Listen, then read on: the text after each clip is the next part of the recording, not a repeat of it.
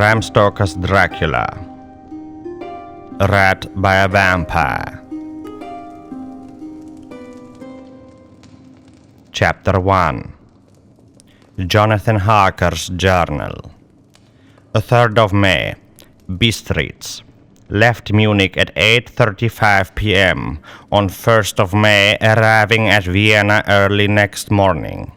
Should have arrived at 6:46, but train was an hour late. Budapest. Seems a wonderful place from the glimpse which I got of it from the train and the little I could walk through the streets. I feared to go out very far from the station, as we had arrived late and would start as near the correct time as possible. The impression I had was that we were leaving the west and entering the east, the most western of splendid bridges over the Danube, which is here of noble width and depth, took us among the traditions of Turkish rule. We left in pretty good time and came after nightfall to Klausenberg. Here I stopped for the night at the Hotel Royal. I had for dinner, or rather supper, a chicken done up some way with red pepper, which was very good but thirsty. Memo. Get the recipe for Mina. I asked the waiter, and he said it was called a paprika Händel, and that, as it was a national dish, I should be able to get it anywhere along the Carpathians. I found my smattering of German very useful here. Indeed, I don't know how I should be able to get on without it. Having had some time at my disposal when in London, I had visited the British Museum and made search among the books and maps in the library regarding Transylvania. It had struck me that some foreknowledge of the country could hardly fail to have some importance in dealing with a nobleman of that country. I find that the district he named is in the extreme east of the country, just on the borders of 3 states, Transylvania, Moldavia, and Bukovina, in the midst of the Carpathian Mountains, one of the wildest and least known portions of Europe. I was not able to light on any map or work giving the exact locality of the Castle Dracula, as there are no maps of this country as yet to compare with our own Ordnance Survey maps. But I found that Bistritz, the post town named by Count Dracula, is a fairly well-known place. I shall enter here some of my notes as they may refresh my memory when I talk over my travels with Mina. In the population of Transylvania, there are 4 distinct nationalities. Saxons in the south and mixed with them the Wallachs, who are the descendants of the Dacians, Magyars in the west, and Shekelis in the east and north. I am going among the latter, who claim to be descendants from Attila the Huns.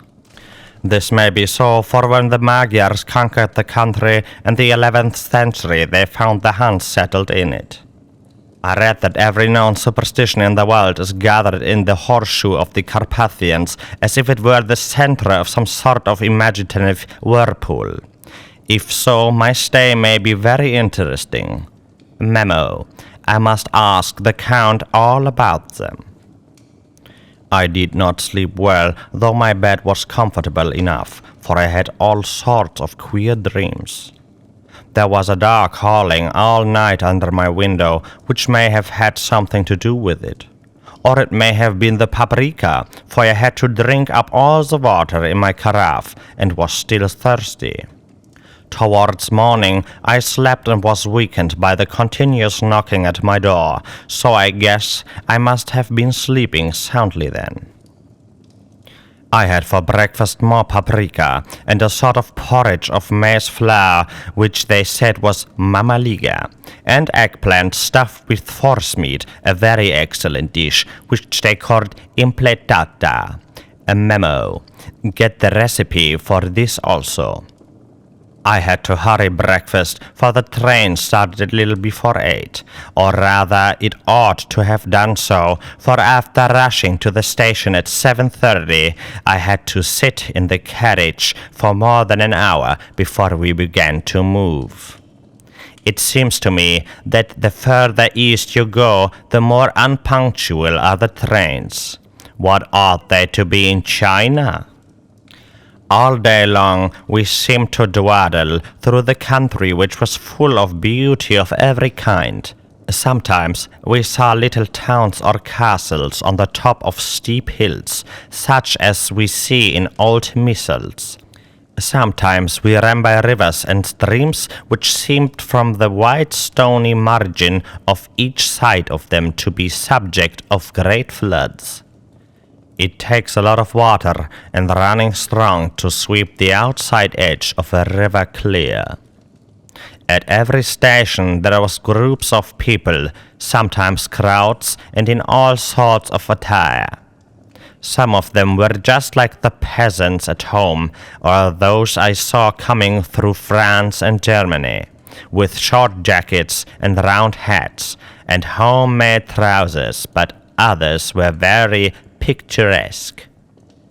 The women looked pretty, except when you got near them, but they were very clumsy about the waist. They had all full white sleeves of some kind or other, and most of them had big belts with a lot of stripes of something fluttering from the dresses in a ballet. But of course there was petticoats under them. The strangest figures we saw was the Slovaks, who were more barbarian than the rest, with their big cowboy hats, great baggy dirty white trousers, white linen shirts, and enormous heavy leather belts, nearly a foot wide, all studded over with brass nails. They wore high boots with the trousers tucked into them, and had long black hair and heavy black moustaches. They are very picturesque, but do not look prepossessing. On the stage they would be set down at once at some old oriental band of brigands. They are, however, I am told, very harmless and rather wanting in natural self-assertion. It was on the dark side of twilight when we got to Bistritz, which is a very interesting old place.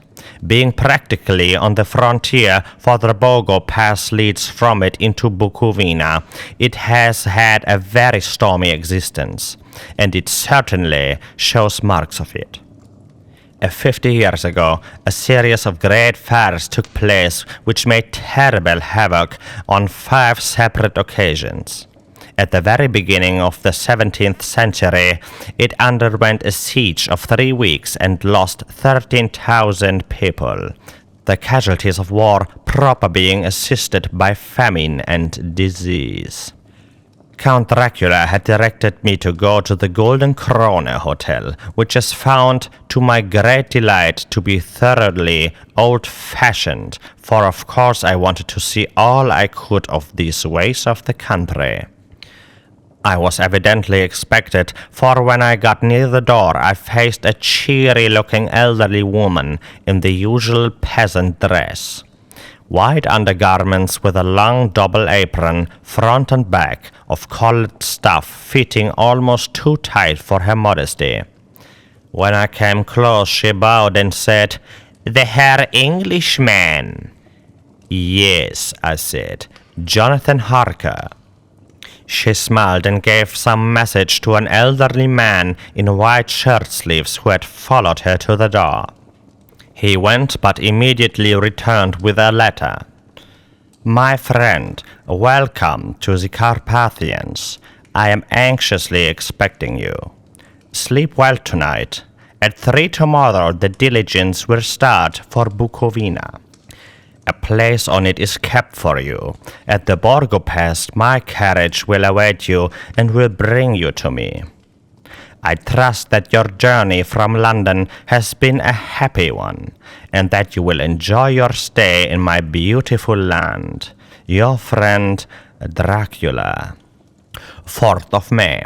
I found that my landlord had got a letter from the Count directing him to secure the best place on the coach for me. But on making inquiries as to details, he seemed somewhat reticent and pretended that he could not understand my German. This could not be true, because up to then he had understood it perfectly. At least he answered my question exactly as if he did. He and his wife, the old lady who had received me, looked at each other in a frightened sort of way.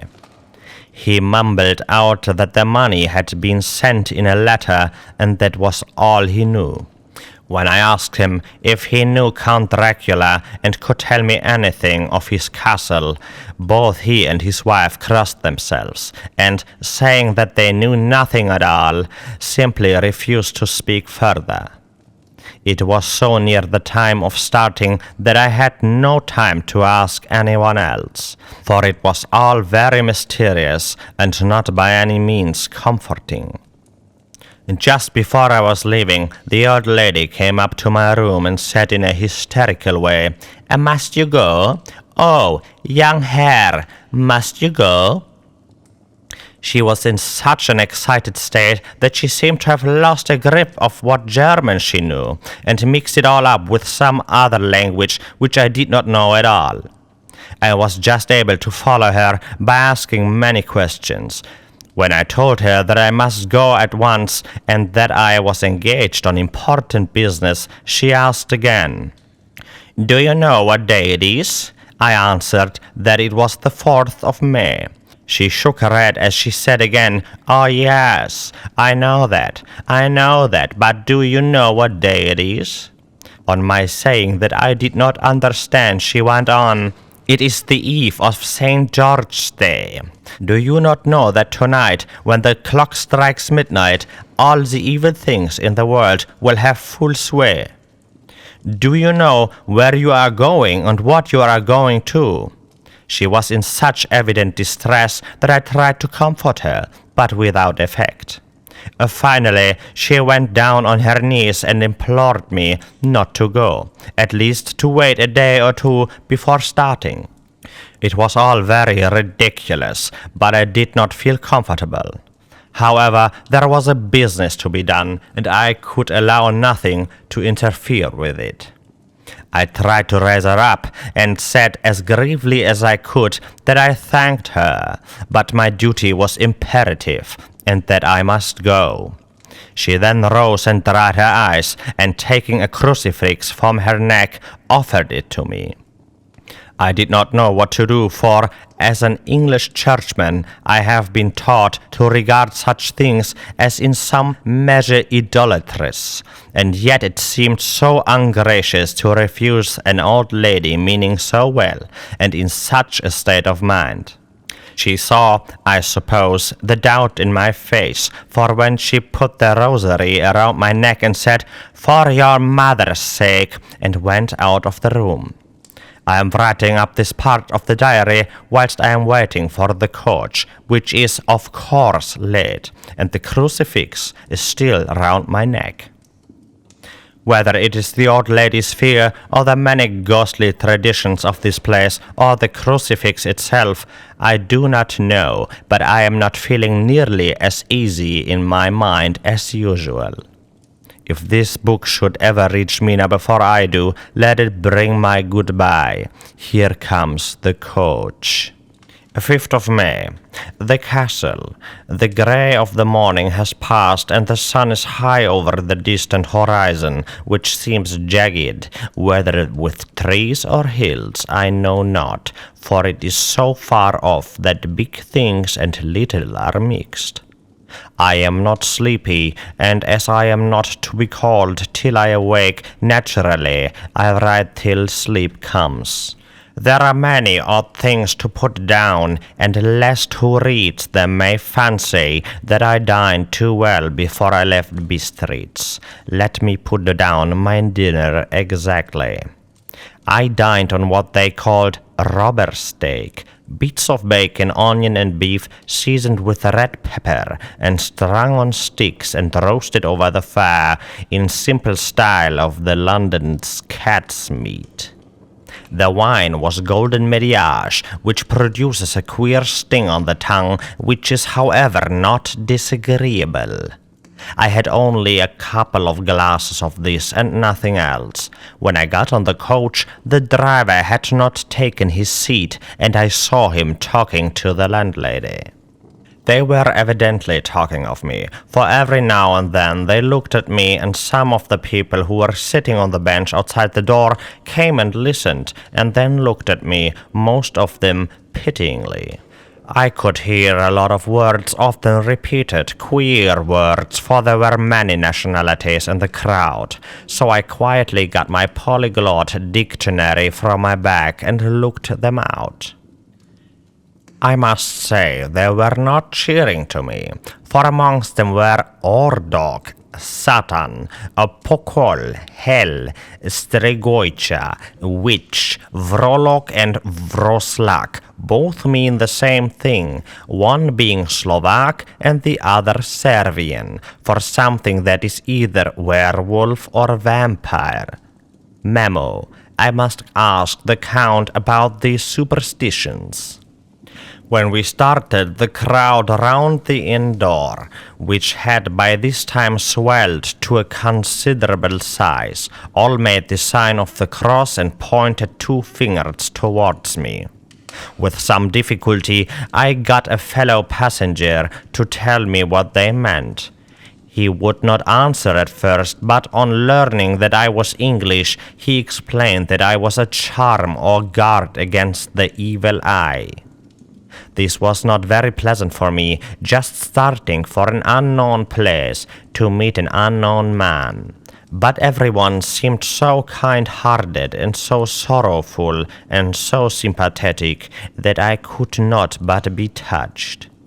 I shall never forget the last glimpse which I had of the inn yard and its crowd of picturesque figures, all crossing themselves as they stood round the wide archway, with its background of rich foliage of oleander and orange trees and green tubs clustered in the center of the yard.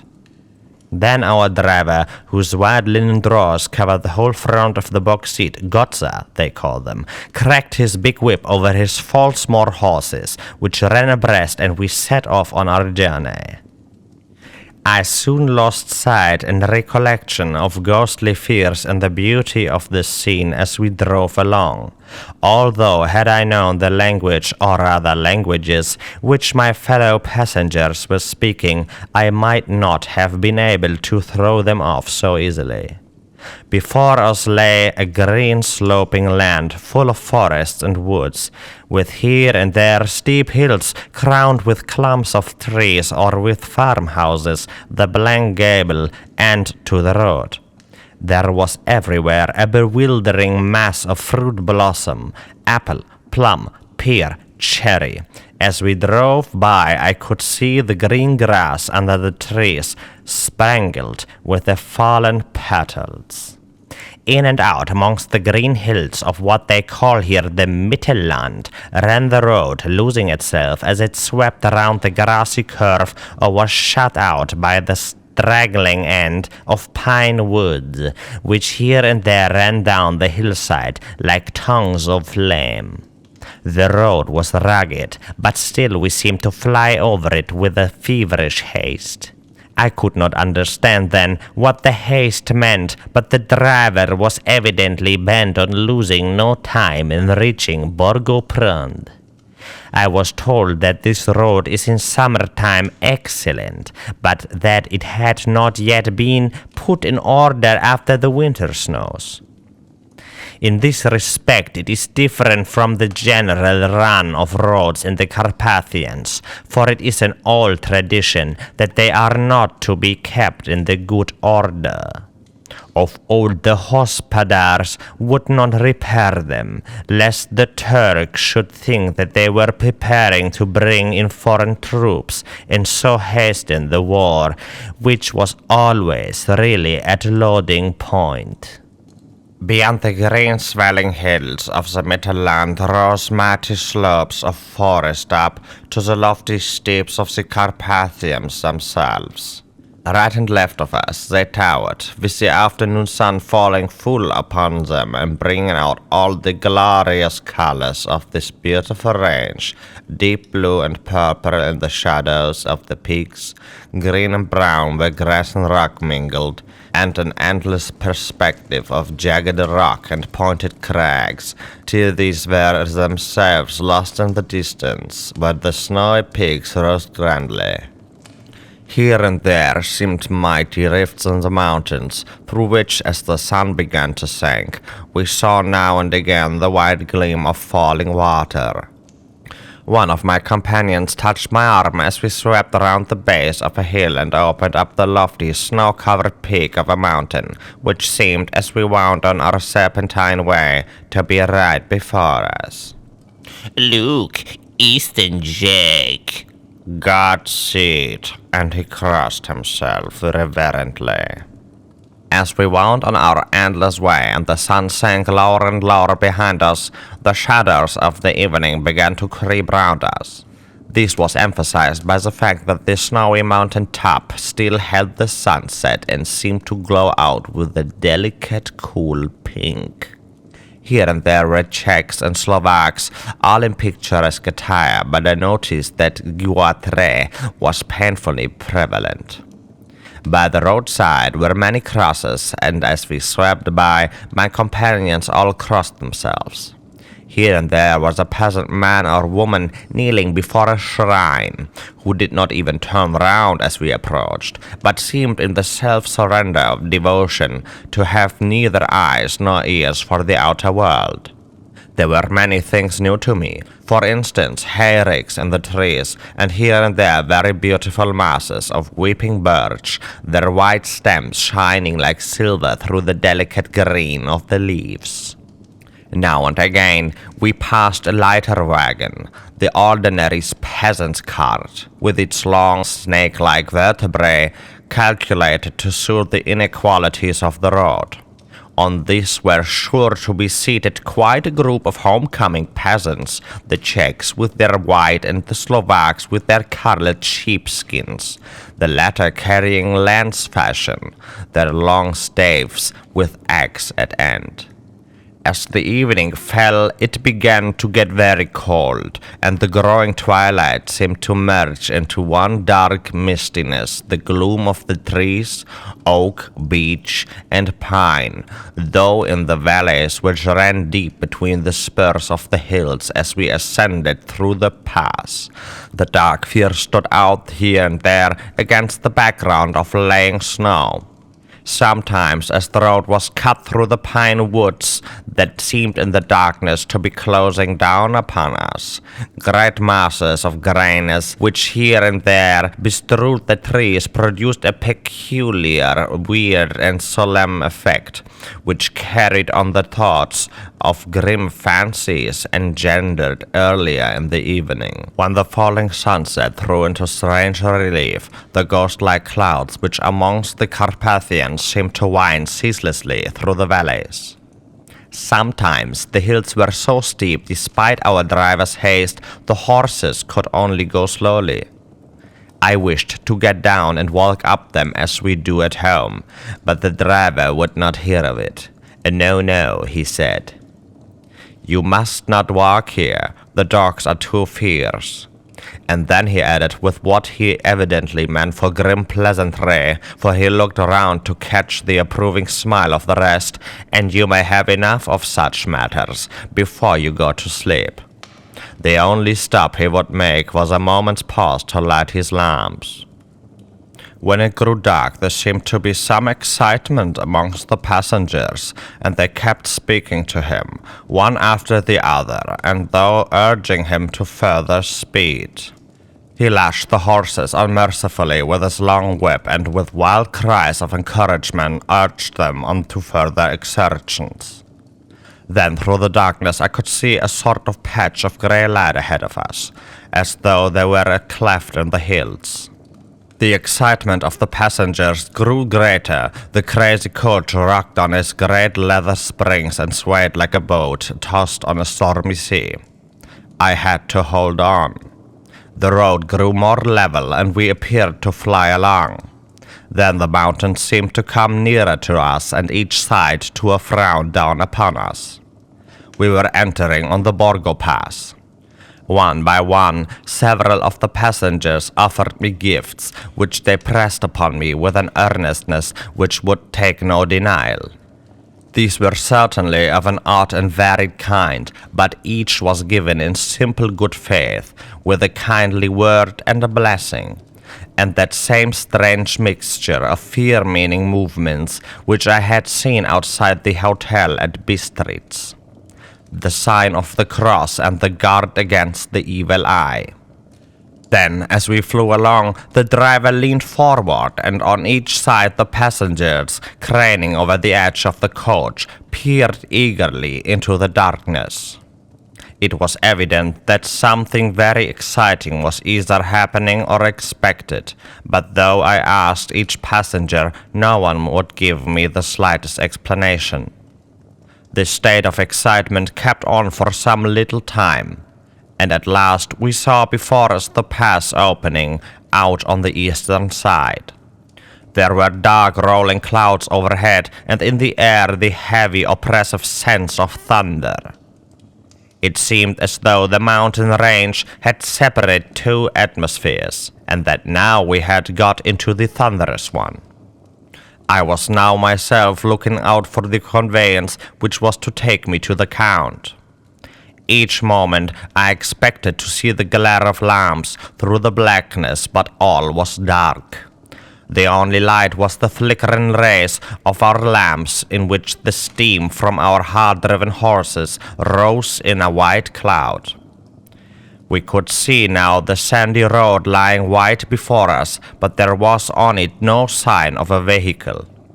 The passengers drew back with a sigh of gladness, which seemed to mock my own disappointment.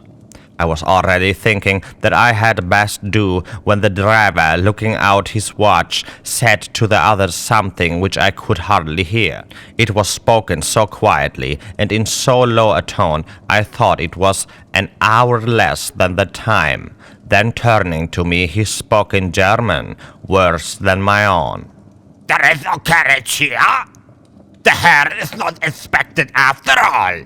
He will now come on to Bukovina and return tomorrow for the next day, better the next day.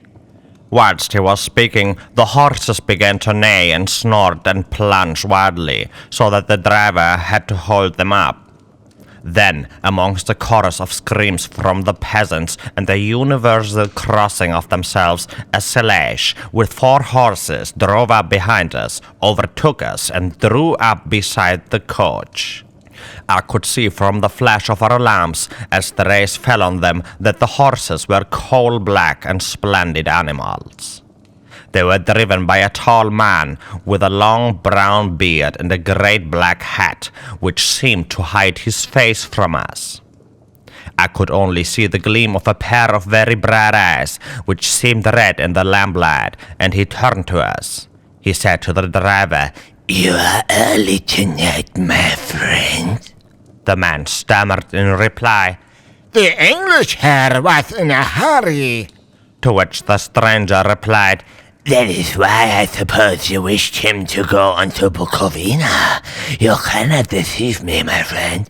I know too much, and my horses are swift." As he spoke, he smiled, and the lamplight fell on his hard-looking mouth, with very red lips and sharp-looking teeth, as white as ivory. One of my companions whispered to another the line from Burgers, Lenore. "Denn die Toten reiten schnell."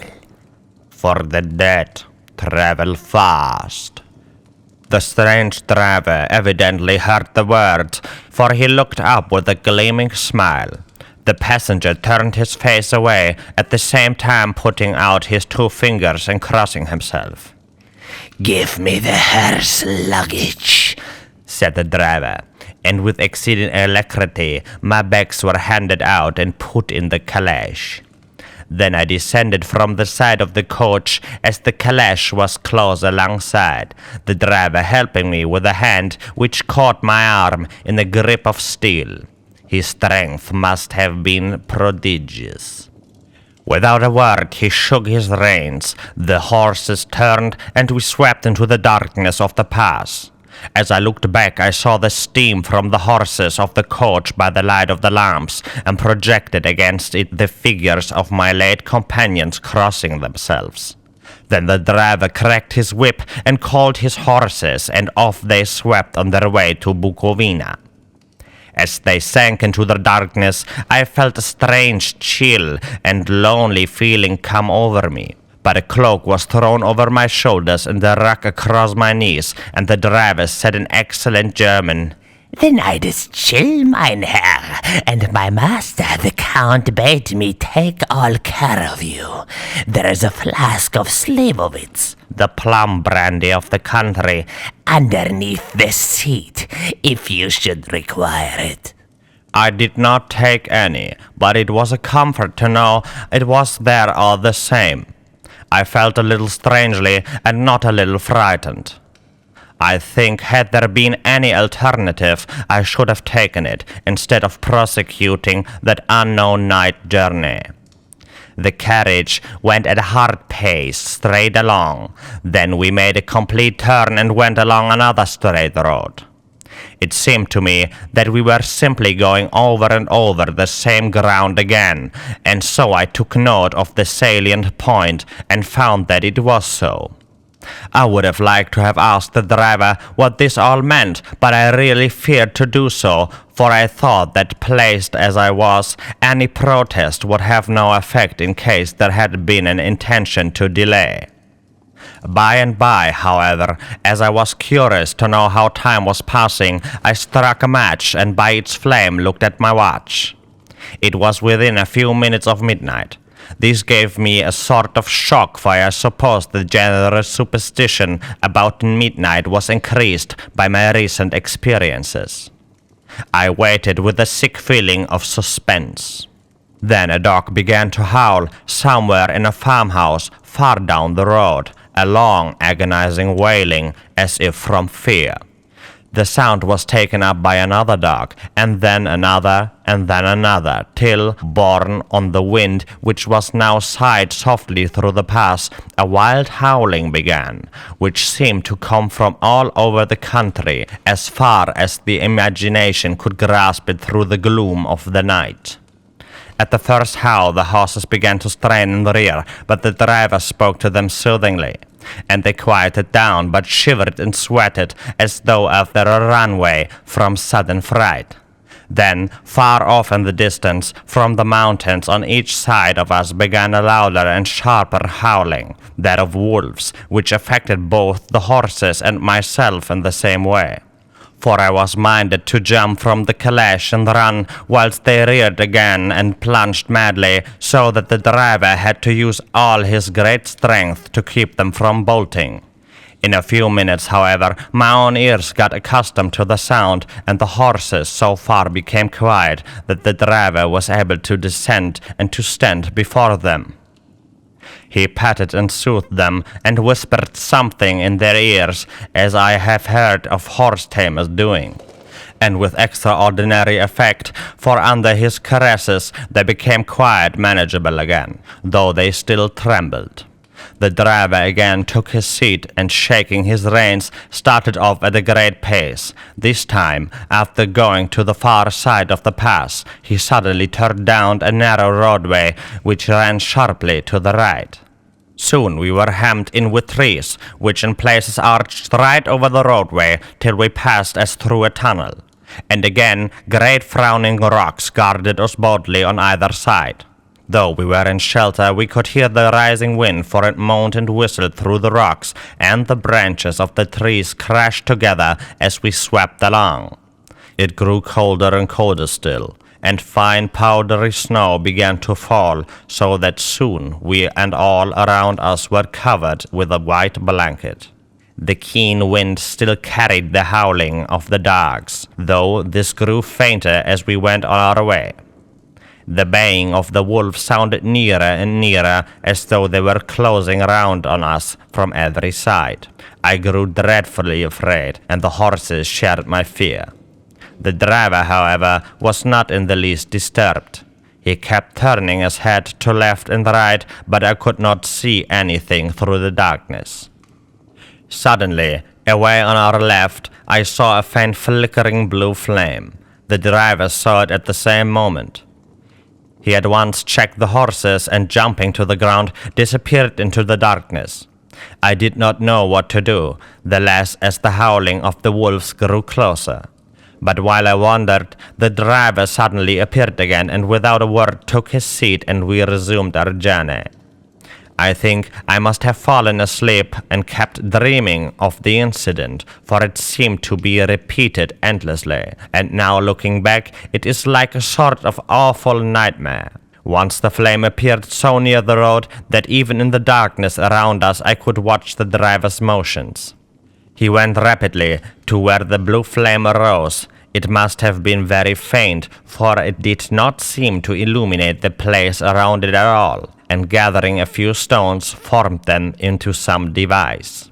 Once there appeared a strange optical effect. When he stood between me and the flame, he did not obstruct it, for I could see its ghostly flicker all the same. This startled me, but as the effect was only momentary, I took it that my eyes deceived me straining through the darkness. Then for a time there were no blue flames, and we sped onwards through the gloom, with the howling of the wolves around us as in a moving circle. At last there came a time when the driver went further afield than he had yet gone, and during his absence the horses began to tremble worse than ever and to snort and scream with fright. I could not see any cause for it, for the howling of the wolves had ceased altogether.